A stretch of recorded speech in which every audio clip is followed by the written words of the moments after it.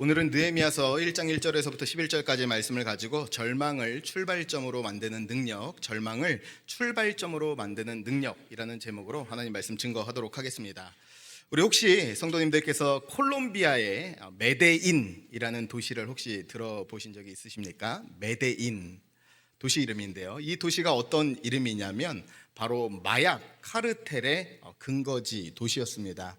그래서 1년에도 수천 명이 죽어나가는 이 암흑과 절망의 도시가 이 메데인이라는 도시였어요. 그런데 이 도시가 지금은 어떻게 바뀌게 됐냐면 한번 따라할까요? 기적의 도시. 네, 기적의 도시가 됐어요. 기적의 도시, 희망의 도시가 됐습니다. 특별히 전 세계에서 가장 유명한 도시, 주목해야 되는 도시에게 주는 상, 리칸유라는 그 수상의 그 이름을 따서 만든 그 상을 수상하기도 했고, 지금은 세계에 있는 많은 관광객들이 주목하고 찾는 그런 도시가 되었습니다. 그런데 왜 이 도시가, 이 암흑의 도시가 왜 이렇게 살아있는, 또 그리고 기적의 도시가 됐나 분석을 해보니까요, 이 도시를 또한 다스렸던, 또 이 도시를 이끌었던 리더십들에게 한 가지 특징이 있었는데요. 뭐냐 하니까 정말로 너무나 남은 것도 없고 보이는 것이 없는 이런 절망적인 상황을 그 사람들이 어떻게 생각했느냐, 끝이 아니라 이제부터 해볼 수 있는 거라고 생각을 한 거예요. 집이 달동네니까 계단식으로 있잖아요. 거기 어떻게 이동을 해? 그런데 생각해 보니까요, 케이블카를 연결하니까 동네마다 다 연결할 수가 있는 거예요.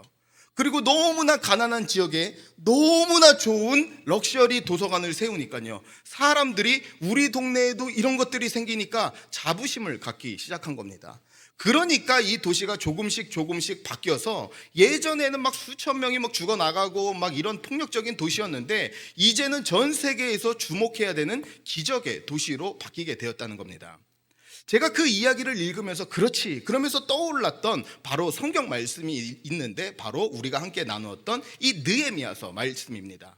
이 느헤미야서 성경은 어떤 성경이냐면요, 바로 이스라엘 백성들이 이제 포로 귀에서 먼저 고국으로 돌아간 이들이 있었어요. 그런데 그들이 이제 성벽이 무너져서 완전히 절망해 버리는 그런 상황 가운데 있었습니다. 그런데 모두가 끝나고 이제 돌아갔는데도 하나님이 우리를 안 돌보신다, 우리에겐 앞날이 없다, 절망하고 주저앉는데, 그 가운데서 딱 한 사람, 바로 느헤미야가 그 절망을, 그 낙심을 시작점으로 삼아요. 그러면서 놀라운 일이 벌어지게 되는데, 무려 52일 만에 무너졌던 성벽을 다 재건하는 기적과 같은 일이 이뤄지게 되었다는 사실입니다. 그래서 저는 올 한 해를 시작하고, 특별히 전반기 사역을 다 끝내고 이제 9월 달을 시작하면서 2학기 사역에게 저희 삶과 또 우리 모든 성도님들 가운데 다시 한번 이 뛰는 가슴이 있기를 바랍니다. 그래서 우리 삶 가운데 낙심하는 상황, 앞이 보이지 않는 캄캄한 상황이 아니라 바로 이곳 가운데 다시 시작할 수 있음을 믿고 확신 있게 나아갈 수 있기를 간절히 소망합니다. 그래서 우리 하나님은요, 절망 가운데 시작하실 수 있는 분이에요. 우리 하나님은요, 바닥에서부터 다시 일으켜 주시는 분인 줄로 믿습니다. 그렇다면 이 느헤미야가 붙잡았던, 느헤미야가 그런 삶을 살 수 있었던 그 근거가 무엇인가? 제가 보니까 오늘 말씀을 준비하면서 세 가지 단어로 정리하니까 이렇게 정리가 됩니다. 첫 번째는 관점이고, 두 번째는 회개고, 세 번째는 신뢰입니다. 관점과 회개와 신뢰예요.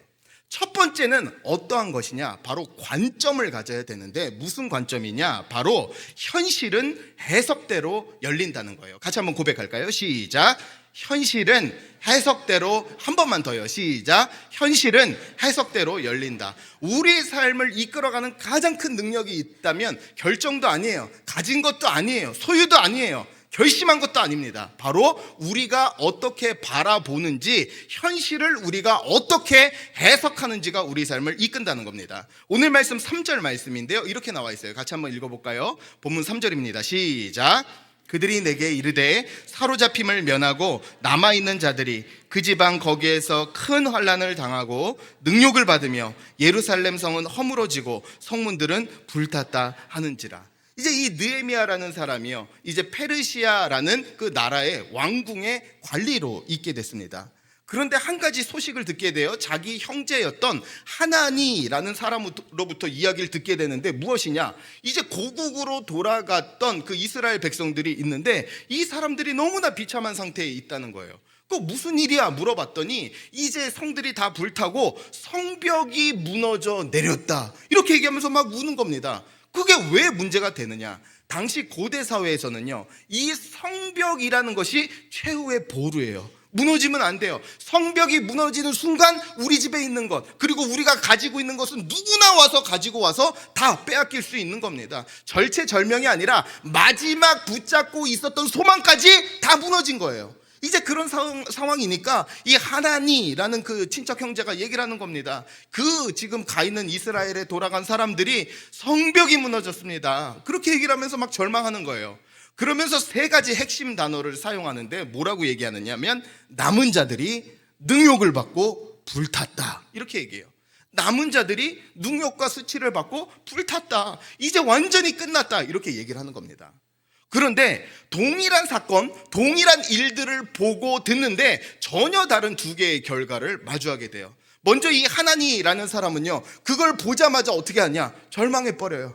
이제 성벽이 무너졌다면 이제 이스라엘 백성 미래는 없다, 이제 다른 나라가 쳐들어와서 이 민족이 사라지는 것은 시간 문제다, 그러면서 막 낙심하고 있는 거예요. 그런데 놀라운 것은요, 그 동일한 사건, 동일한 일을 보고 경험했는데 느헤미야는 그 상황을 믿음으로, 영적으로 해석합니다. 뭐라고 해석하느냐? 그것은 성벽이 무너진 것이 아니라 하나님과의 관계가 무너진 것이다. 하나님과의 관계가 무너진 것이기 때문에 성벽은 일시적으로 무너진 것이고, 하나님께 돌아가기만 하면, 하나님과의 관계 회복이 되기만 하면 성벽은 다시 세워질 수 있다. 그것을 붙잡은 거예요. 그랬더니 이 느헤미야는 그 절망적인 상황을 무엇으로요? 믿음으로, 영적으로 해석했다는 거예요. 이제 우리가 살펴보게 될 나머지 느헤미야의 상황들, 느헤미야가 했던 일들이 바로 그 결과입니다. 믿음으로 봤을 때, 믿음으로 주장했을 때 어떤 일들이 일어나는가? 남들은 무너졌다고 얘기했으나 무너진 것이 아니라 주님께 돌아가기만 하면 다시 세울 수 있는 기회라 믿었던 한 사람이 어떤 일을 해내는가 보라, 제공한 책이 바로 느헤미야라는 거예요. 그래서 성도님들, 이 사실 꼭 기억하십시오. 우리의 현실은요, 해석한 대로 열리게 됩니다. 우리가 믿는 대로, 영적으로 본 대로 우리 삶 가운데 열리고 펼쳐지게 되는 줄로 믿습니다. 그래서 우리 성도님들 잘 아시는 사무엘상 17장 사건 있잖아요. 사무엘상 17장 보면요, 조그만 다윗이 커다란, 누구와 싸워요? 골리앗하고 싸워요. 이제 거인 골리앗하고 싸우는데 모든 이스라엘 백성들, 엘라 골짜기에 있었던 이스라엘 백성들이 벌벌벌 떨기 시작합니다. 그런데 유난히 이 다윗만 달려나가갖고 내가 저걸 쳐 죽이겠습니다, 할 수 있습니다, 막 달려나가겠다고 얘기를 해요.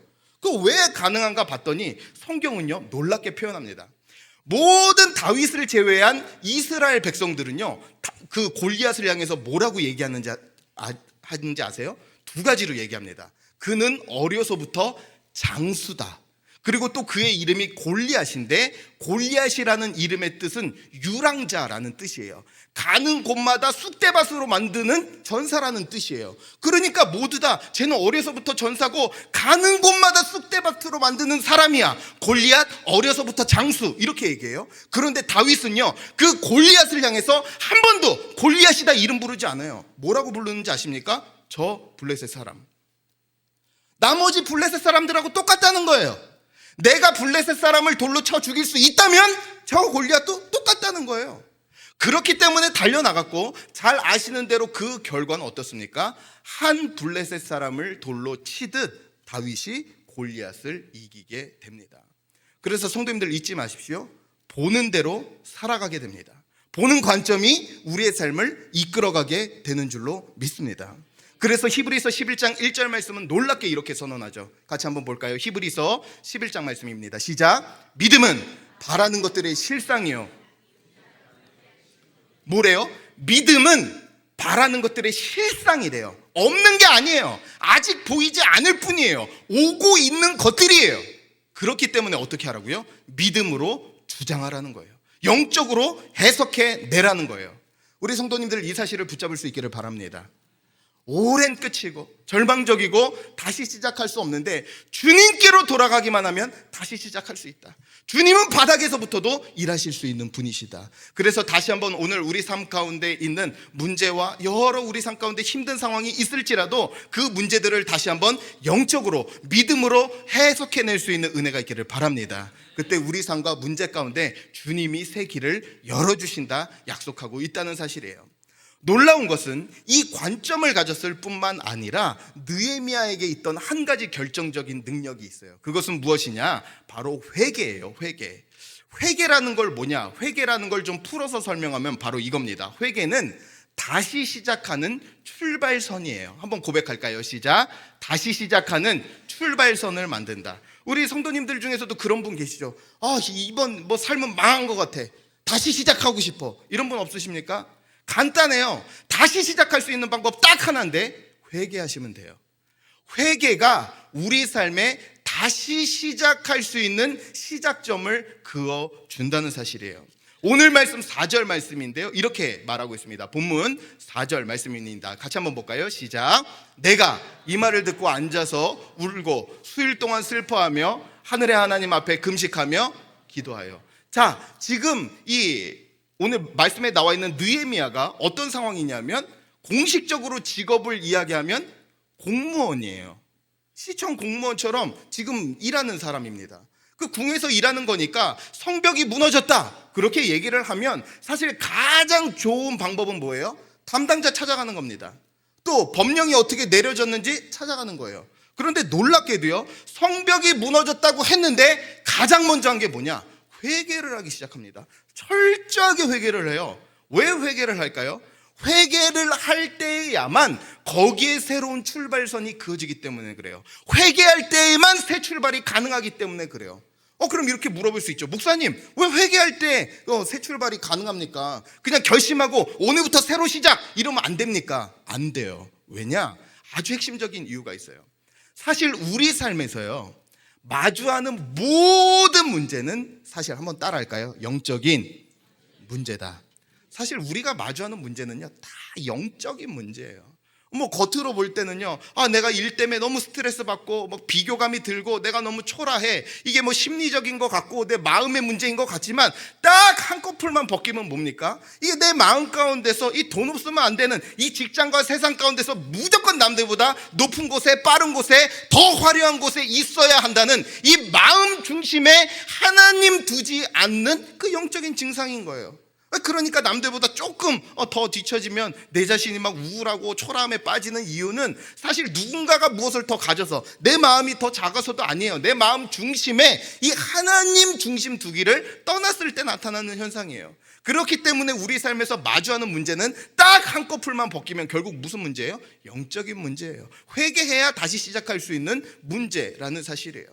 그래서 지금 오늘 느헤미야도 보니까 지금 성벽이 무너진 문제가 아니에요. 하나님과의 관계가 끊어진 거예요. 언약의 신실성을 어긴 거예요. 그래서 회개를 철저하게 하기 시작합니다. 그런데 놀라운 건 느헤미야는 후회를 하지 않았어요. 내가 그때 그랬어야 되는데, 우리가 그랬었어야만 됐습니다. 과거를 안타까워한 것이 아니라 철저하게 회개를 해요. 회개라는 것은 무엇이냐면, 바로 회개라는 것은 책임을 회피하지 않고 짊어지는 것이 회개예요. 한번 따라할까요? 짊어지는 것이 회개다. 내 잘못을, 약함을, 다른 사람을 짊어지는 것이 회개예요. 그래서 오늘 말씀 6절 말씀을 보면 철저하게 회개를 하는데 이스라엘 백성들의 죄가 낱낱이 나열됩니다. 그런데 뭐라고 얘기하냐면 나와 내 아버지의 집이, 이렇게 얘기해요. 사실 그런 죄에 참여하지 않았어요. 그렇게 잘못 살지도 않았습니다. 그런데 이스라엘 전체의 죄를 짊어져요. 그럴 때 회개하고 돌이킬 수 없는 이스라엘 백성들이 돌이키게 되는 역사가 일어나게 돼요. 왜요? 회개는요, 짊어지는 거예요. 책임을 피하지 않고 짊어질 때 반드시 그곳 가운데 회개한 자들에게 임하는 주님의 새 출발이 임하게 된다는 사실입니다. 저는 제가 목회를 하면서요, 저도 목사니까 연약함이 있잖아요. 제 말실수나 또 저의 모난 모습 때문에 상처받고 시험 든 분들이 계세요. 왜 없겠습니까? 그래서 우리 성도님들이 저한테 그런 말도 들었습니다. 목사님, 좀 찾아가서 누구 성도님 좀 만나주세요. 요즘 교회를 떠나신 것 같아요. 근데 제가 그 얘기 들으면 알아요. 찾아간다고 그분이 교회 올까요? 안 올까요? 안 와요. 교회를 떠날 때는요, 이미 수십 번의 시뮬레이션을 다 거쳤기 때문에 여기 있는 분들과의 관계가 끊어질 건 작정했기 때문에 목사가 간다고 뭐 그분 설득한다고 돌아오지 않아요. 그럼 안 가면 땡입니까? 아니에요. 그때는 목숨 걸고 찾아가야 돼요. 왜요? 그분이 교회로 돌아오는 일은 없는데 제가 제 연약함으로 인해서 그분의 마음 가운데, 또 연약함으로 인해서 그분의 마음이 낙심됐다면 제가 부족한 것이 있어도 그 짐을 짊어지는 거예요. 대신 짊어지는 겁니다. 가서 아유 집사님, 또 권사님, 그런 거 있었습니까? 제가 연약함이 있다면 좀 용서해 주세요. 얘기하면요, 그분이 교회는 안 돌아올 수 있어요. 그러나 적어도 그분이 예수 곁을 떠나는 일은 없어요. 그런데 그 가운데서 그냥 내팽개치잖아요. 제가 책임지지 않고 직면하는 게 어려우니까 그냥 교회 가라지, 딴 교회 가면 되지, 뭐 성도 있는데, 이렇게 책임지지 않으면요, 그분은 교회를 떠나는 게 아니라 주님을 떠나게 된다는 사실이에요. 그래서 이 사실 기억하십시오. 우리 삶 가운데서 책임지는 의식이 필요해요. 책임을 짊어져야 돼요. 그럴 때 돌이킬 수 없는 이들까지도 돌아오는 역사가 일어나요. 저 우리 성도님들에게 솔직하게 묻고 싶습니다. 우리 성도님들 책임 회피하고 계시지 않습니까? 우리 가정 가운데, 우리 자녀 가운데, 우리 남편 가운데 영혼의 책임자로 불러주셨어요. 그런데 제일 많이 하는 게 책임 회피 뭡니까? 아, 우리 아들이요, 아, 우리 딸이요, 교회 나오고 주님 앞에 다녀야 되는데 이제 다 커서 제가 뭐라 할 수가 없어요. 이제 자기 신앙이니까요, 놓아버리는 거예요. 책임 회피하는 겁니다. 남편에 대해서도 마찬가지예요. 그 사람은 완고한 사람이라 바뀌지 않아요. 변화되지 않아요. 그런데 잊지 마십시오. 그 짐을 짊어지셔야 돼요. 그 영혼에 대한 짐을 짊어지셔야 돼요. 그럴 때 내가 질 수 없는 짐이지만 주님께서 짊어져 주세요. 내가 변화시킬 수 없지만 주님께서 이름 부르시고 돌아오게 하는 역사가 있게 될 줄로 믿습니다. 그래서 이스라엘 백성들 마찬가지예요. 그 많은 사람들 어떻게 바꿉니까? 느헤미야 혼자서 그들을 바꿀 수 없어요. 그런데 대신 회개하고 대신 짊어졌더니 주님이 그들을 짊어주시고 불러주셔서 그들을 바꿔주시는 은혜가 있게 되었다는 사실이에요. 저는 오늘 주님 앞에 성찬 가운데 나아갈 때 성도님들이 회개해야 되는 것이 있다면 이 사실까지도 회피하지 않았으면 좋겠습니다. 주님, 제가 영적인 책임 회피 가운데 살았습니다. 맡겨준 영혼이 있는데 원래 그런 거라고, 바꿀 수 없다고 제가 놓아버렸습니다. 그렇다면 오늘 다시 한번 이 성찬을 통해서 기꺼이 짊어지는 가운데, 우리의 연약한 가운데 기꺼이 짊어지려는 그 애씀과 노력 가운데 주님의 돌아보심과 주님의 짊어져 주심이 있게 될 줄로 믿습니다. 마지막 세 번째는 무엇이냐면 신뢰입니다. 신뢰. 뭘 신뢰해야 돼요? 바로 사람의 앞일은 주님께서 여신다는 거예요. 같이 한번 고백할까요? 시작. 한 번만 더요. 시작. 사람의 앞일은요, 주님께서 열어주세요. 오늘 이제 느헤미야가 회개 기도를 한 다음에요, 정말 역사상 기억에 남을 만한 놀라운 기도를 합니다. 오늘 말씀 11절 기도인데요, 이 기도는 자기뿐만 아니라 이스라엘 민족 역사를 바꾼 기도입니다. 11절 말씀 같이 한번 다시 볼게요. 시작.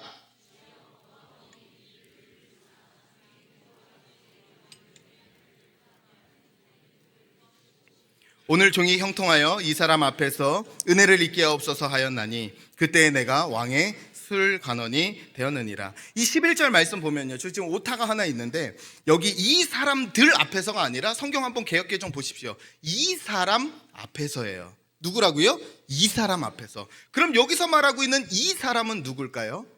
이 사람은 왕이에요. 페르시아의 왕 아닥사스다 왕입니다. 그런데요, 이 왕을 가리켜서 지금 뭐라고 표현하고 있어요? 이 사람이래요. 이 사람. 여러분, 지금 이 상황이 얼마나 말이 안 되냐면요, 지금 아닥사스다 왕은요, 세계의 유래를 알 수 없을 정도로 어마어마한 영토를 가진 사람이에요. 뿐만 아니라 13년 15년 전에 이스라엘 백성들이 성벽을 무너졌을 때 다시 한번 지으려고 했을 때 안 돼! 아예 조서를 내려서 막아버려서 이스라엘을 봉쇄해버린 왕이에요. 그러니까 성벽을 다시 지을 권한이, 능력과 인사권과 물권과 모든 재력이 이 아닥사스다 왕에게 있는 거예요. 그러니까 기도할 때 이 전능한 사람이, 이 왕이 이렇게 얘기할 것 같은데요, 지금 뭐라고 얘기해요? 이 사람이. 이 사람이래요. 아마 아닥사스다 왕이 이 기도를 들었으면 되게 기분 나쁠 겁니다. 그냥 이 사람이래요. 왜 이 사람이라고 표현했을까요? 성벽이 지어지는 건요, 아닥사스다 왕이 조서 내려서 되는 일이 아니라 하나님이 열어주셔야 되는 일이기 때문에 그래요. 하나님만이 이스라엘 백성의 앞길을 열어주실 수 있는 분이기 때문에 그 고백을 하게 된 것이에요. 그래서 느헤미야는요, 사람을 의지하지 않았고 하나님만을 신뢰했다는 사실입니다. 그래서 잊지 마십시오. 사람은요, 신뢰의 대상이 아니에요. 사람이요, 야, 너 내가 책임질게, 너 나랑 끝까지 가자, 그 얘기는 뭐예요? 책임 못 진다는 거예요. 너 나 믿지? 나 믿지 말라는 거예요. 사람이 우리 인생을 책임져 주지 못해요. 누가 책임집니까? 살아계신 하나님만이 우리 삶을 이끌어 가실 수 있는 줄로 믿습니다. 그래서 여러분, 신약 성경을 보면요, 예수님의 제자들이 죽겠습니다, 우리 망했습니다, 이렇게 말하는 공통적인 때가 있는데 언제인지 아세요? 바로 파도가 칠 때예요. 막 파도가 치면요, 막 제자들이 죽겠습니다, 우리 망했습니다, 이런 고백들을 계속합니다. 왜냐? 대부분들이 어부였기 때문에 의지했던 것이 무엇일까요? 자기의 배 실력이에요. 자기 배 조종할 수 있는 능력이에요. 그런데 자기 능력이, 자기가 의지했던 것들이 흔들리자 삶도 흔들리게 된 거예요. 우리 삶도 마찬가지예요. 내 삶이 툭 하고 무너질 때, 내 삶 가운데 절망과 낙심이 갑자기 찾아올 때는 딱 하나예요. 내가 의지하는 것이 흔들렸기 때문에 그래요. 사람 의지하면 사람에게 상처받으면 그 인생이 흔들리고, 돈을 의지했으면 돈이 부족하면 인생이 흔들리고, 건강이 그 삶에 의지할 영역이었다면 건강 흔들리면 그 인생은 다 흔들려요. 그러나 성경은 이야기합니다. 사람도 돈도 건강도 관계도 의지할 수 없으나 오직 여호와 하나님을 의지하는 자는 요동치 않고 흔들리지 않게 된다는 사실입니다. 우리 성도님들도 저는 간절히 바라요. 사람이 앞니를 열어주시는 것이 아니라 오직 하나님만이, 이 하나님을 향한 신뢰만이 우리의 삶의 앞길을 열어줄 수 있습니다. 그래서 시편 55편은 이렇게 놀랍게 선언하는데요, 같이 말씀을 한번 읽어봤으면 좋겠습니다. 시작. 내 짐을 여호와께 맡기라. 그가 너를 붙드시고 의인의 요동함을 언제까지 허락하지 않으신대요? 영원히 허락하지 않으신대요. 왜요? 주님께 맡긴 자들은 주님이 흔들리지 않기 때문에 흔들리지 않아요. 우리 성도님들의 삶이 자꾸만 흔들리고 자꾸만 요동치고, 들리는 말, 보이는 것들 자꾸만 널뛰게 하고 요동치는 그러한 삶이었다면, 저는 이제 9월 달부터 또 2학기를 새롭게 시작하면서 우리 삶에 의지할 분이 다시 한번 흔들리지 않는 여호와 하나님이 될 수 있기를 간절히 바랍니다. 그럴 때 삶이 흔들릴 수도 있어요. 부족할 수도 있어요. 그러나 오직 여호와를 의지하는 자는 영원히 요동치 않도록 붙잡아 주신다고 약속해 주셨습니다. 이 말씀을 붙잡고 2학기, 특별히 올 한 해가 끝나는 그때까지 이 말씀 위에 굳건히 서서 상황과 환경은 시시각각 변하고 들리는 이야기들과 수치는 내 기대와 엇나가나 모든 상황 가운데서 하나님을 의지한 자들만이 요동하지 않을 수 있는 은혜를 누리는 모든 열방의 성도님들 되실 수 있기를 주님의 이름으로 간절히 축원합니다.